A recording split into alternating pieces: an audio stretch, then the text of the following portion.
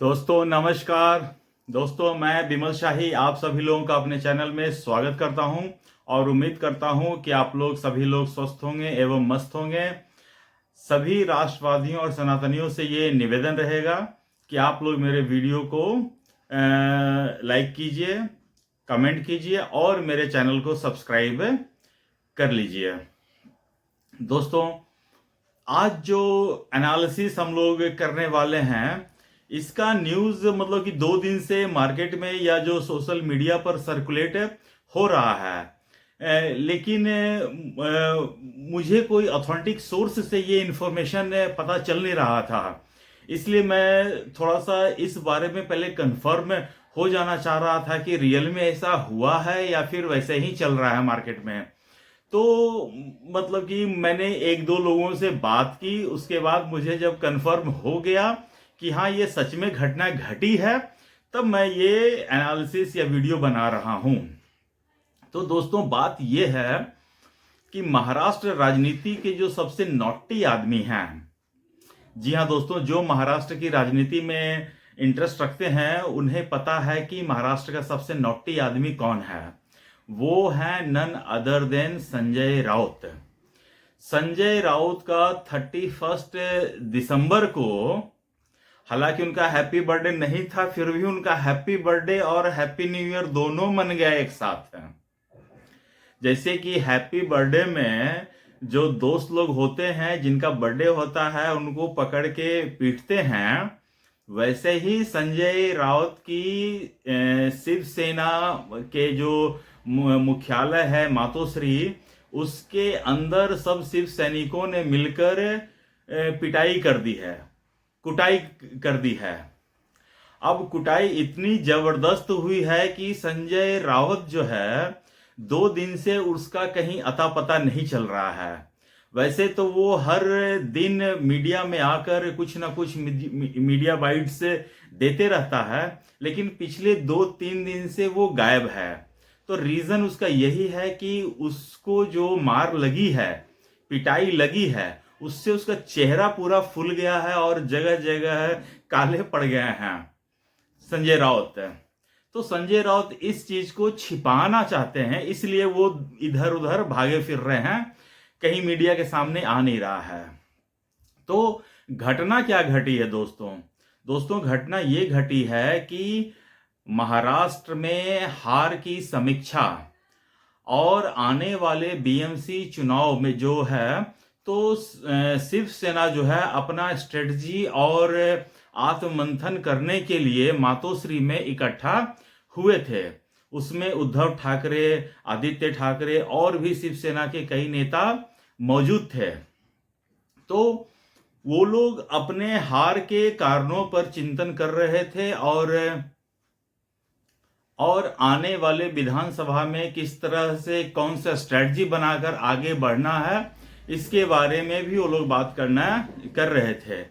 तभी किसी शिव सैनिक ने ये प्रस्ताव उठाया कि बीते समय जो विधानसभा चुनाव में हार हुआ है उसका एक रीजन है संजय राउत का बड़बोलापन।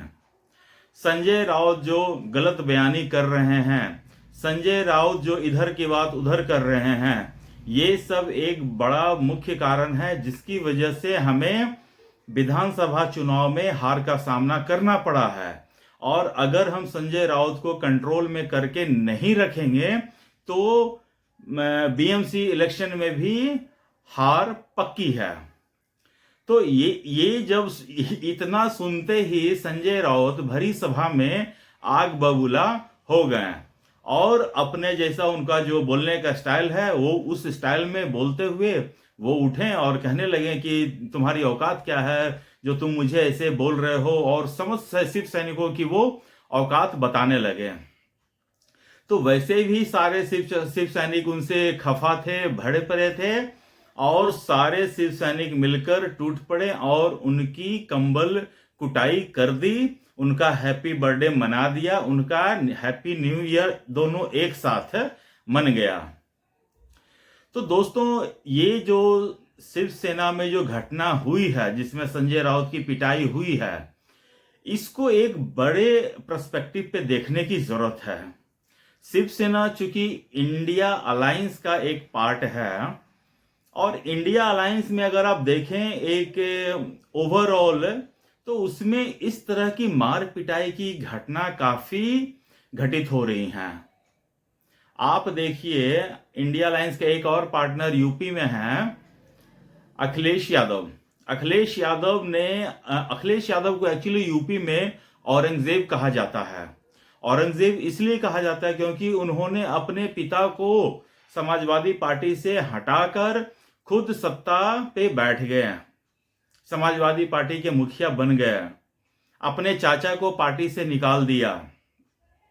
और सबने वो वीडियो देखा है जिसमें वो मुलायम सिंह के हाथ से माइक छीनते हुए दिख रहे थे और मुलायम सिंह असहाय दिख रहे थे। मुलायम सिंह की ये गति होनी थी क्योंकि उन्होंने निर्दोष राम भक्तों पर गोली चलाई, तो उनका लड़का उनको ये गति देगा, ये बात सत्य है। तो आप देखिए, समाजवादी पार्टी जो इंडिया अलायंस का एक अंग है, उसमें मार पिटाई की घटना घटी। उसके बाद आ जाइए आप, इंडिया अलायंस का एक और इंसिडेंट है, अभिन्न अंग है कांग्रेस पार्टी। कांग्रेस पार्टी में आप देख लीजिए, पिछले जो छत्तीसगढ़ के चुनाव थे उसमें उनकी जो प्रवक्ता थी राधिका खेड़ा, उनके साथ मारपिटाई हुई। और उनका सुध लेने वाला भी कोई नहीं था, जबकि उन्होंने कंप्लेन भी की, लेकिन पूरी की पूरी कांग्रेस पार्टी उनके अगेंस्ट में खड़ी हो गई। इसी तरह देखिए, इंडिया अलायंस का एक और पार्टनर है अरविंद केजरीवाल, आम आदमी पार्टी।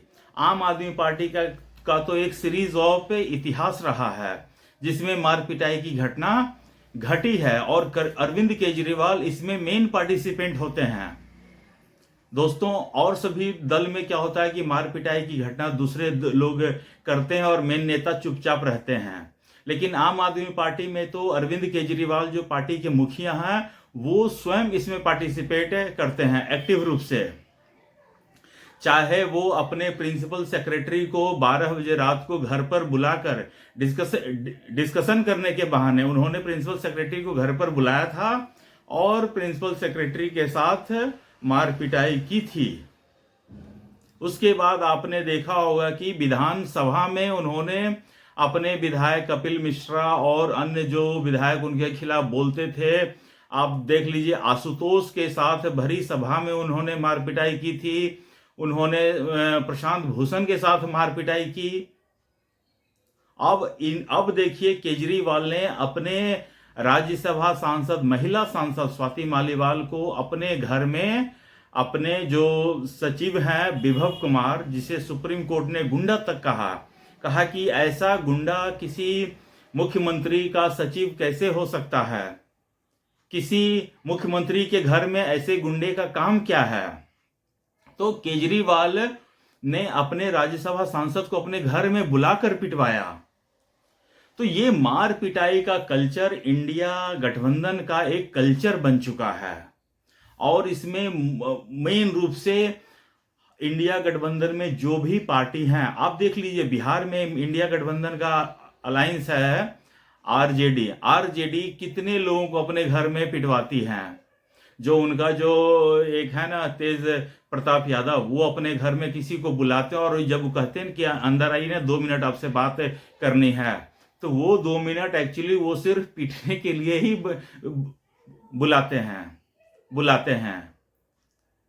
तो इंडिया अलायंस का जो एक कल्चर बन गया है कि अपनी बात मनवाना है एन केन प्रकारेण, चाहे जो भी पद्धति अपनानी पड़े, साम दाम दंड भेद नीति, जो कुछ भी करना पड़े, लेकिन अपनी बात यस को यस दूसरों से बुलवाना है। अगर कोई नहीं बोलेगा तो अपने लोगों की तो वो मार पिटाई कर रहे हैं और दूसरे पार्टियों पर आरोप लगाते हैं, प्रत्यारोप लगाते हैं।